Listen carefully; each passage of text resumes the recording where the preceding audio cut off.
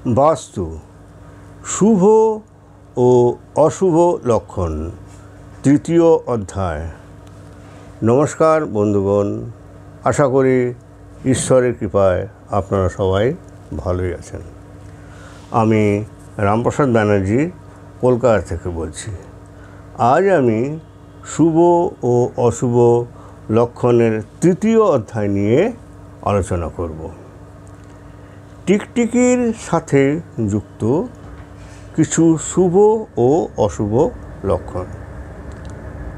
বাস্তু অনুসারে টিকটিকির উপস্থিতি এবং কার্যকলাপের উপর নির্ভর করে কিছু শুভ ও অশুভ লক্ষণ রয়েছে। টিকটিকি দেখা শুভ লক্ষণ।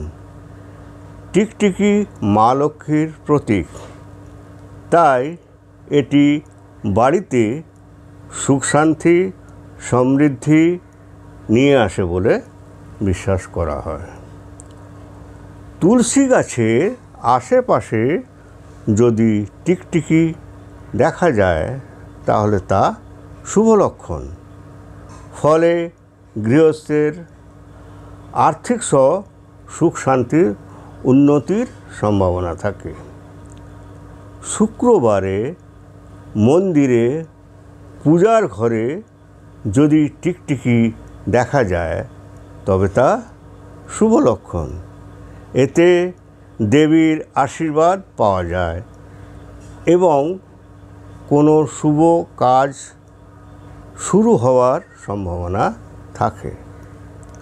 সকালে যদি একসাথে 3টি টিকটিকি দেখা যায় তবে তা শুভ লক্ষণ। এতে ভাগ্যের পরিবর্তন সহ আর্থিক উন্নতির সম্ভাবনা থাকে। নাকের উপর টিকটিকি পড়লে শকুন শাস্ত্র অনুযায়ী এটি সৌভাগ্যের লক্ষণ হিসাবে বিবেচিত হয়। স্বপ্নে যদি টিকটিকি ঘোরাঘুরি করতে দেখা যায় তবে তা শুভ লক্ষণ। এতে কোনো বড় ধরনের উন্নতি বা কাজ পাওয়ার যোগ বোঝায়। ঘরের ভিতর টিকটিকি দেখা শুভ লক্ষণ।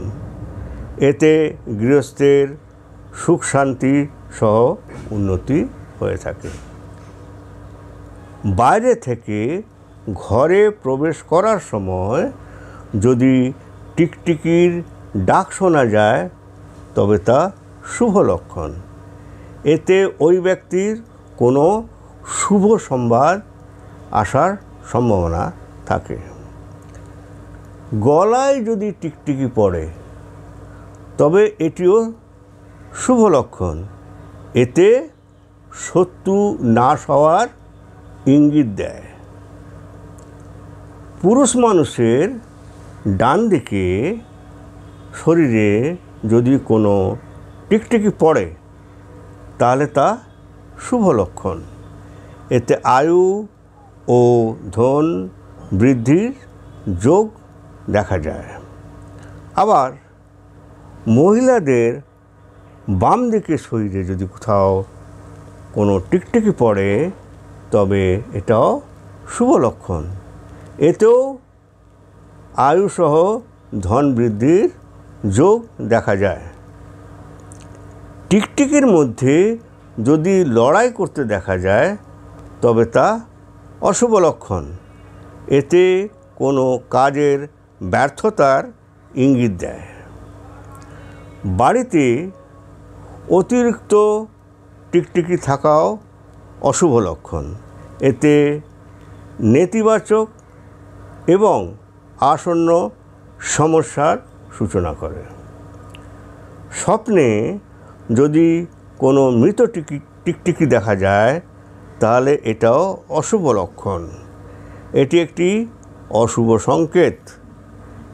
এর পরেরগুলি আমি চতুর্থ অধ্যায়ে আলোচনা করব।